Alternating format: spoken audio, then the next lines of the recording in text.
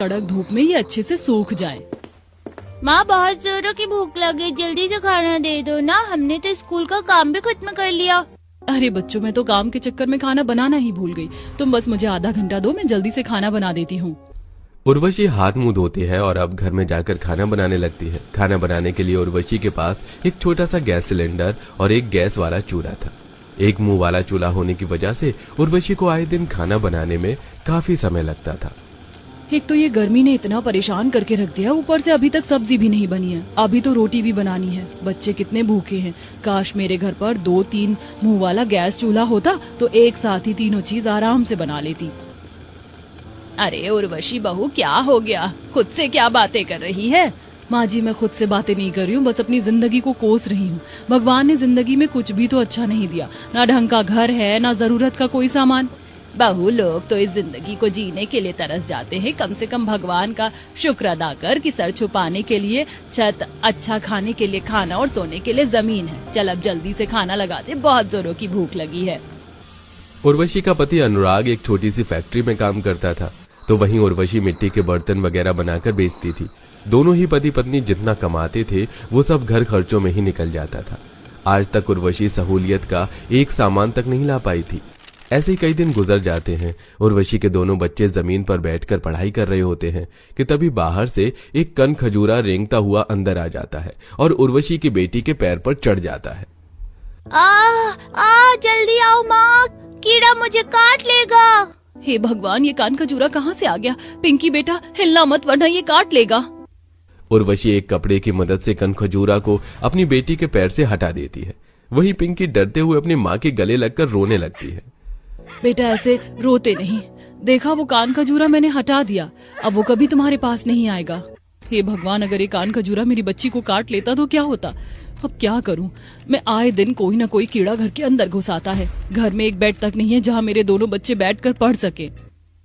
उर्वशी जैसे तैसे कर अपनी बेटी को चुप करवाती है और ऐसे ही 1-2 दिन गुजर जाते हैं। उर्वशी का घर काफी ज्यादा कमजोर हो चुका था और दीवारों में छोटे छोटे छेद भी पड़ने लग गए थे। देखो माँ, इस जगह भी छेद पड़ गया। पता है, इस छेद से रोज एक चूहा हमारे घर में आता है। घर की दीवारें काफी कमजोर हो चुकी हैं। कभी कभी तो डर लगता है कि कहीं जरा हल्का सा भूकंप का झटका लगा और हमारा घर तिनके की तरह बिखर गया। जहां एक तरफ उर्वशी अपने घर को लेकर परेशान हो रही थी, तो वहीं उर्वशी के पड़ोस में रहने वाली संगीता हर 6 महीने में एक बार अपने घर को रेनोवेट करवाती थी। क्या बार बार मेरे घर की तरफ देख रही हो? अच्छा लग रहा है ना? पता है, इसको कन्वर्ट करवाने में पूरे 2 लाख रुपए का खर्चा आया है। अच्छा है, भगवान किसी को तो दे रहा है। ये तो बस किस्मत की बात होती है। मैं तो कह रही हूँ कि तुम भी अपने घर को रेनोवेट करवा लो। कभी कभी तो डर लगता है कि अंदर आकर 2 बार जोर से खांस दिया तो तुम्हारा घर तो टूट जाएगा। संगीता उर्वशी की गरीबी का मजाक उड़ाती, तो वहीं उर्वशी संगीता से कुछ नहीं कह पाती। ऐसे ही 1-2 दिन और गुजर जाते हैं। उर्वशी के घर में रखा हुआ मिट्टी का मटका गलती से गिरकर टूट जाता है और वो ठंडा पानी पीने का इकलौता साधन भी उर्वशी के घर से खत्म हो गया था।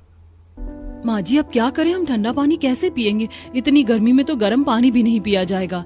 तू तो खुद मिट्टी के बर्तन बनाती है, तो एक मटका भी बना ले। माँ जी, ढेर सारे मटके बने हुए हैं, लेकिन अभी वो गीले हैं। सूखने में 1-2 दिन का तो समय लगेगा। लगता है अब जब तक गर्म पानी पीकर काम चलाना पड़ेगा। अगर घर में एक फ्रिज होता तो कम से कम ठंडा पानी तो इस गर्मी में नसीब होता। हर गरीब परिवार की तरह ये गरीब परिवार भी अपनी गरीबों वाली जिंदगी से काफी ज्यादा दुखी था।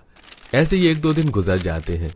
आज फिर उर्वशी के पड़ोस में रहने वाली संगीता उर्वशी को जलाते हुए अपने घर में एक नया फ्रिज लेकर आती है। ये लो उर्वशी, मेरे घर में नया फ्रिज आने की मिठाई खाओ। पता है, हमारे घर डबल डोर फ्रिज आया है, पूरे 60,000 का है। इतना बड़ा है कि तुम्हें क्या बताऊं। चलो तुम लड्डू खाओ, मैं आसपास में भी जाकर मिठाई बांट कर आती हूँ।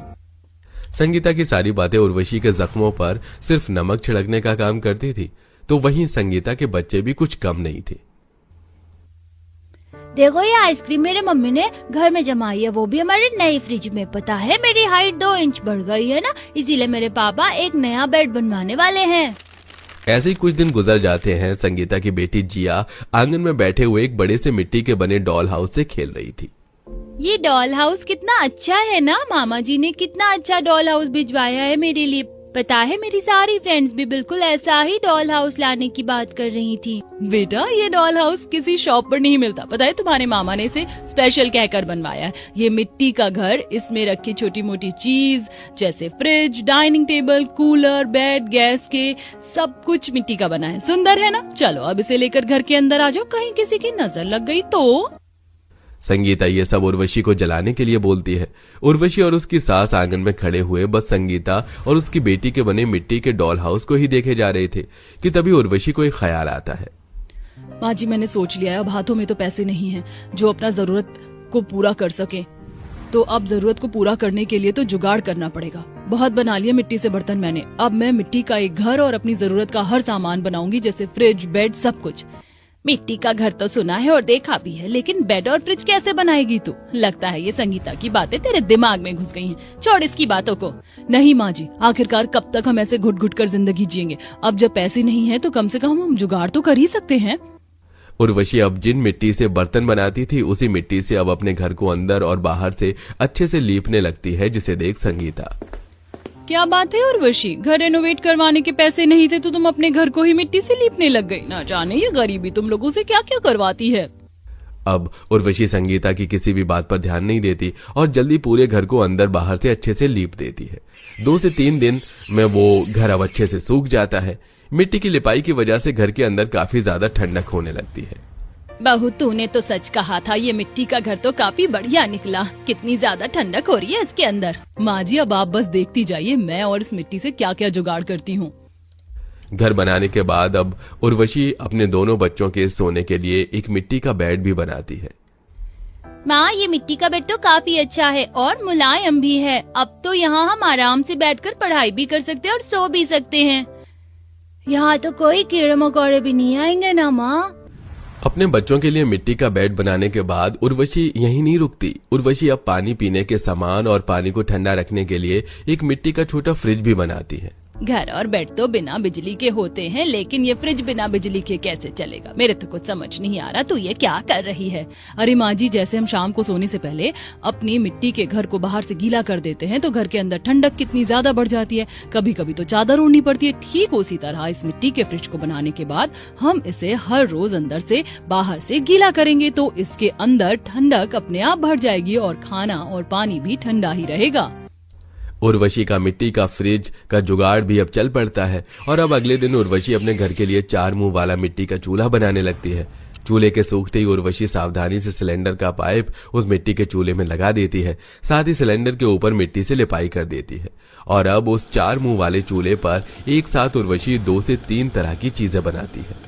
पहले एक एक चीज बनने तक का कितना इंतजार करना पड़ता था, लेकिन अब एक साथ इतनी सारी चीज आसानी से बन जाती है। तूने तो कमाल करके रख दिया। पहले घर, फिर बेड, फ्रिज और अब ये चूल्हा। मेरी बहू तो लाखों में एक है। जिन मिट्टी से उर्वशी बर्तन बनाती थी, अब उसी मिट्टी से उर्वशी ने अपनी सहूलियत के लिए घर में इस्तेमाल होने वाली कई सारी चीजें भी बना ली थी। इसी के साथ उर्वशी अब अपनी बनाई हुई इन चीजों को खुद इस्तेमाल करने के साथ साथ लोगों को भी बनाकर बेचना शुरू करती है। उर्वशी बेटा, क्या ये तुम्हारा मिट्टी का फ्रिज सच में चलेगा? इसे गीला करते इसके अंदर ठंडक तो होने लगेगी ना? अरे काकी, आप क्यों टेंशन ले रही है? काम करिए, आप इसे लेकर जाइए और जब इसमें पानी और खाना ठंडा होने लगे तो पैसे दे जाइएगा। उर्वशी 2 दिन पहले मैं जो तुमसे वो मिट्टी का चूल्हा लेकर गई थी वो तो काफी अच्छा है। पता है पहले मेरे घर में भी सिर्फ एक मुंह वाला चूल्हा था तो खाना बनाने में काफी समय लग जाता था। और तुम तो जानती हो कि मेरे परिवार में कितने सारे लोग हैं, लेकिन अब तो मैं चुटकियों में खाना बना लेती हूँ। और हाँ, अब तुम मेरे लिए भी एक ऐसा ही छोटा मिट्टी का फ्रिज बना देना। हाँ हाँ क्यों नहीं, जरूर, तुम परसों आकर ले जाना। उर्वशी इसी काम को जारी रख पैसे कमाती है और अब धीरे धीरे सहूलियत की चीजों को लाकर अपने घर की जरूरत को पूरा करती है। तो वहीं ये सब देख संगीता तो बस हैरान हो जाती है। आंटी जी, अब आप अकेली नहीं है, हम आ चुके हैं। अगले हफ्ते हमारी दोस्त की शादी है, सारी जिम्मेदारी हमारी। चल पूजा, छत पर बिस्तर लगा कर आते हैं मेहमानों के सोने के लिए, क्योंकि नीचे बहुत गर्मी है। अच्छा हुआ यार जो तुम दोनों आ गई। बेटा आते ही काम करोगी, पहले कुछ खा लो। इतना बोल पसीने से लथपथ शांति निहारिका की दोस्त को खाना देती है, जिसके बाद निहारिका अपनी दोनों दोस्त के साथ कुछ बिस्तर लेकर छत पर जाती है और उन्हें बिछाने लगती है। तभी उनकी नजर अपनी बगल वाली पड़ोसन पर पड़ती है। आ जाओ जल्दी से, छत पर सारी अरेंजमेंट हो रखी है, देखो कितनी अच्छी सजावट है। वेटर नीचे से केक लेकर आ जाना और कुछ कोल्ड ड्रिंक भी। एक मिनट, हमारी ब्राइडल रानी तेरी बैचलरेट पार्टी है, बिना गाने के पूरी थोड़े ना होगी। इतना बोल आरती सपना को ब्राइड टू बी का रिबन और ताज पहनाती है, जिसके बाद सपना अपनी दोस्त के साथ छत पर गाने चलाकर डांस करती है और केक कट करती है। Happy new journey my dear friend. तेरी अमीर पड़ोसन की शादी भी उसी दिन है ना जिस दिन तेरी है। ये लोग अपनी शादी की हर एक चीज कितने अच्छे से एंजॉय कर रहे हैं। काश कि हम भी तुझे ब्राइड टू बी की पार्टी दे पाते। कोई बात नहीं मेरी दोस्त, शादी से पहले मेरे घर आ गई, मेरे लिए यही काफी है। सपना को अपनी बैचलर पार्टी एंजॉय करता देख निहारिका को काफी अच्छा लगता है और इसी तरह कुछ दिन बीत जाते हैं और निहारिका के माता पिता एक एक पैसे जोड़ रहे होते हैं। अनिल जी, 2 लाख का और इंतजाम कर लीजिए। घर में जो भी पैसे रखे थे उससे तो शादी का सामान आ गया और अब भी कुछ पैसों की जरूरत है।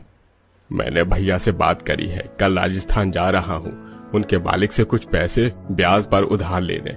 और सुनो, हमने जो 20,000 रुपए की एफडी करवाई थी वो तोड़वा लो, शादी में काम आएगी। इतना बोलकर अनिल राजस्थान जाने के लिए तैयारी करने लगता है। तो वहीं शांति बैंक जाकर अपनी एफडी तोड़वाकर पैसे लेकर आती है। जहां एक तरफ अकेला अनिल राजस्थान जाता है तो वहीं सपना अपने पूरे परिवार के साथ राजस्थान जाती है, जहां रात के समय एक रिसोर्ट में सपना अपनी प्री वेडिंग शूटिंग के लिए तैयार होती है।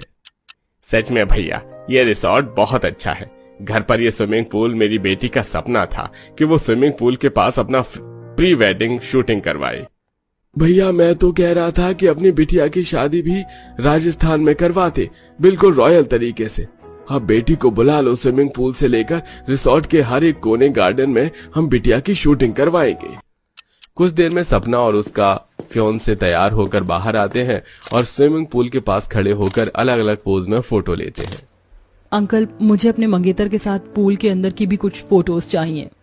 हाँ हाँ बेटा, क्यों नहीं।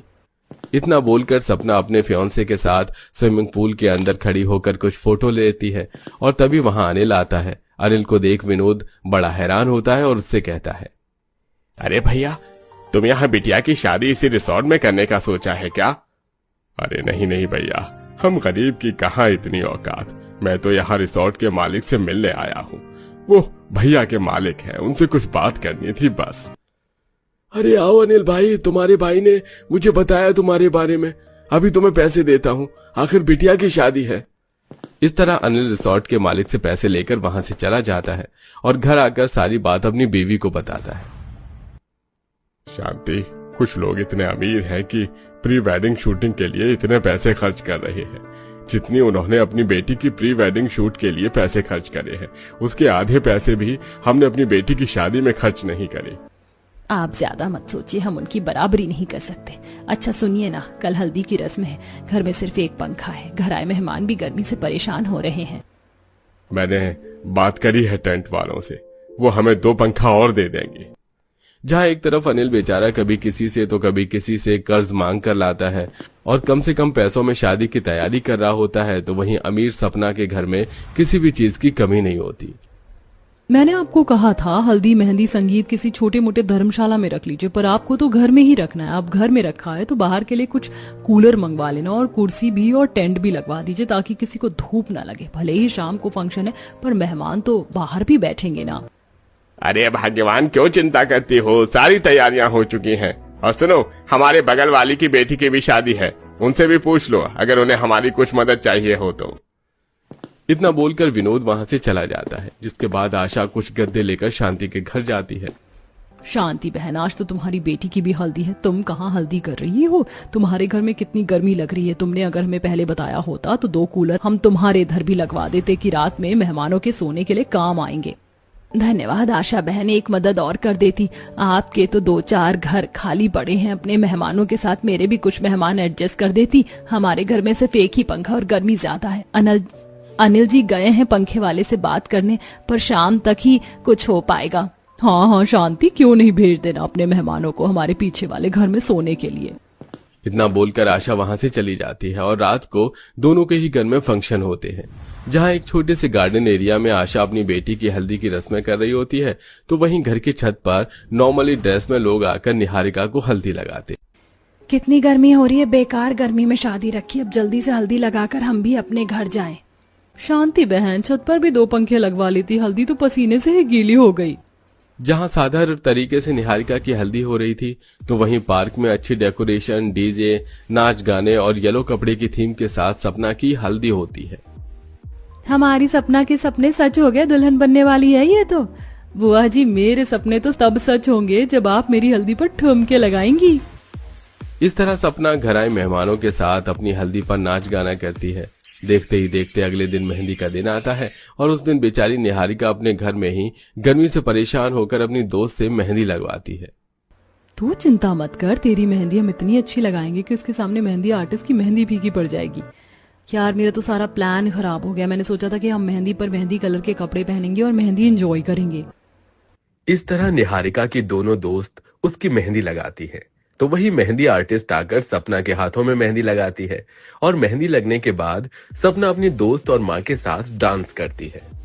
अरे बेटा, अब तुम सब एंजॉय करो, अब मैं थक गई हूँ। गर्मी इतनी लग रही है कि कूलर की हवा भी काम नहीं कर रही है।